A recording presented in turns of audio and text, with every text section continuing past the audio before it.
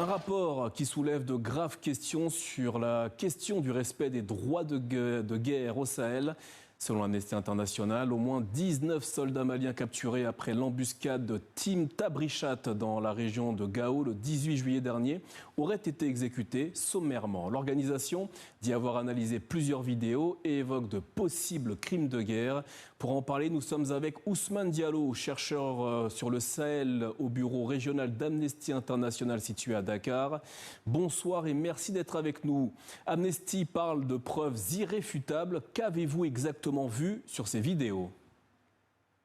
Oui, nous avons consulté 12 vidéos qui ont été prises vraisemblablement par les assaillants après l'embuscade de Tabrichat le 18 juillet dernier, donc par le Front pour la libération de l'Azawad et par des éléments du groupe pour le soutien à l'islam et aux musulmans. Et après consultation et analyse et authentification de ces vidéos, nous avons vu que 19 soldats maliens qui étaient hors de combat, à savoir en reddition et qui étaient prisonniers, ont reçu des tirs par balle en fait de 5 combattants au moins. Et dans d'autres vidéos de la même séquence, on peut les voir tous morts après ces tirs par balle là.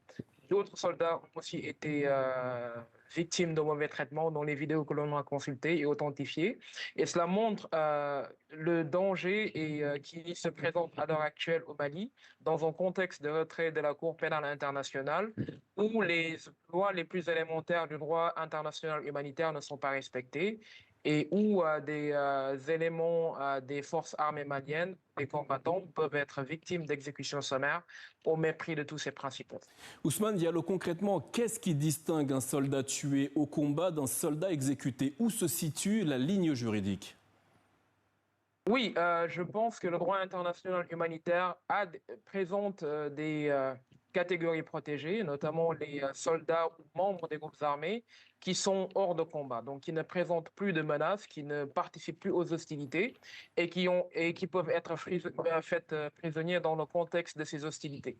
Ces catégories-là sont protégées par le droit international humanitaire et ne peuvent pas être tués ou victimes de tirs, comme s'ils étaient impliqués dans les hostilités de manière directe. Et ce qu'on a pu noter dans cette vidéo, c'est que des soldats qui étaient touchés, parfois les mains derrière le dos, ont reçu des tirs par balle au mépris de ce droit international humanitaire.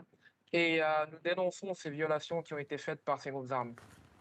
Enfin, vous demandez au FLA et au GSIM, qui sont donc accusés de ces exactions, de sanctionner et d'exclure les auteurs de leur rang. Un groupe affilié à l'organisation terroriste Al-Qaïda qui punirait ces combattants pour crimes de guerre. Est-ce possible, selon vous? Tout reste à voir parce que le Front pour la libération de l'Azawad a toujours déclaré être complètement distinct des exactions qui sont commises par les parties belligérantes. Jusqu'à l'heure actuelle, le FLA affirme disposer de plusieurs soldats maliens qui sont prisonniers, ainsi que de combattants d'Africa Corps. Et nous leur présentons leurs obligations en tant que partie du conflit armé non international qui affecte le Mali. Et les parties ont des obligations notamment de sanctionner et de prévenir les risques de ces abus abusifs, ces abus excessifs, excusez-moi, du droit international humanitaire. Et donc, il leur incombe de sanctionner ces éléments-là qui ont pu être responsables de ces exactions. Ousmane Diallo, merci infiniment d'avoir répondu à nos questions ce soir au sujet de ce nouveau rapport d'Amnesty International sur ces exactions au Sahel.